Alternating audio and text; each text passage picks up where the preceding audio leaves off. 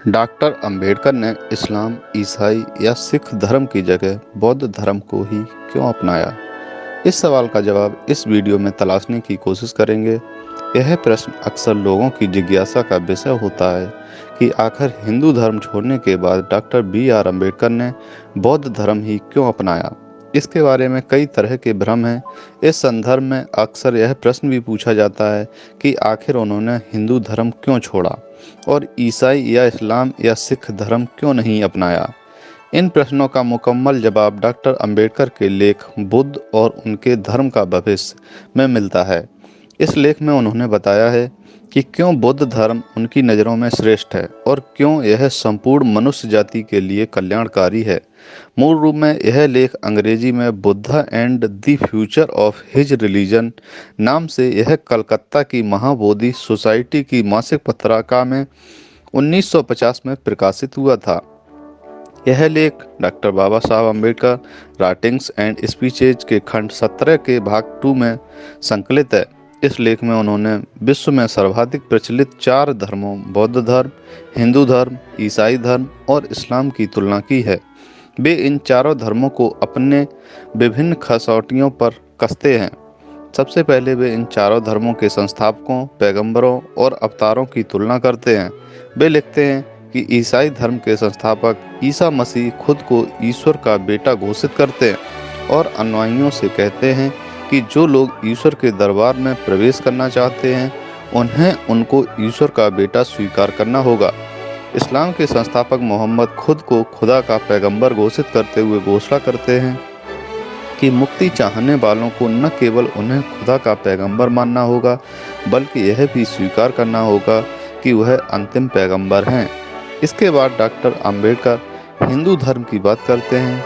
हिंदू धर्म के बारे में वे कहते हैं कि इसके अवतारी पुरुष ने तो ईसा मसीह और मोहम्मद से भी आगे बढ़कर खुद को ईश्वर का अवतार यानी परमपिता परमेश्वर घोषित किया है।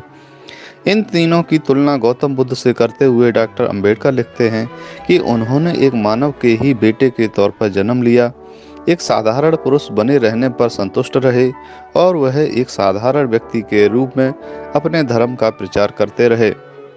उन्होंने कभी किसी अलौकिक शक्ति का दावा नहीं किया और न ही अपनी किसी अलौकिक शक्ति को सिद्ध करने के लिए चमत्कार दिखाए। बुद्ध ने मार्गदाता और मुक्तिदाता में स्पष्ट भेद किया। ईसा पैगंबर, मोहम्मद और कृष्ण ने अपने को मोक्षदाता होने का दावा किया, जबकि बुद्ध केवल मार्गदाता होने पर ही संतुष्ट थे। डॉक्टर अंबेडकर ऐसा कोई भी धर्म स्वीकार करने के लिए तैयार नहीं थे जिसमें ईश्वर या ईश्वर के बेटे, पैगंबर या खुद ईश्वर के अवतार के लिए कोई जगह हो। उनके गौतम बुद्ध एक मानव हैं और बौद्ध धर्म एक मानव धर्म है जिसमें ईश्वर के लिए कोई जगह नहीं है। सबसे पहले वे इन चारों धर्मों के संस्थापकों, पैगंबरों और अवतारों की तुलना करते हैं। वे लिखते हैं कि ईसाई धर्म के संस्थापक ईसा मसीह खुद को ईश्वर का बेटा घोषित करते हैं और अनुयायियों से कहते हैं कि जो लोग ईश्वर के दरबार में प्रवेश करना चाहते हैं उन्हें उनको ईश्वर का बेटा स्वीकार करना होगा। इन चारों धर्मों की तुलना डॉक्टर अंबेडकर ईश्वरीय वाणी के संदर्भ में करते हैं। वे लिखते हैं कि इन 4 धर्म प्रवर्तकों के बीच एक और भेद भी है। ईसा और मोहम्मद दोनों ने दावा किया कि उनकी शिक्षा ईश्वर या अल्लाह की वाणी है और ईश्वर वाणी होने के कारण इसमें कोई त्रुटि नहीं हो सकती और यह संदेश से परे है। कृष्ण अपनी स्वयं की ही धारण की हुई उपाधि के अनुसार विराट रूप परमेश्वर थे और उनकी शिक्षा चूंकि परमेश्वर के मुंह से निकली हुई ईश्वर वाणी थी, इसलिए इसमें किसी प्रकार की कोई गलती होने का प्रश्न ही नहीं उठता।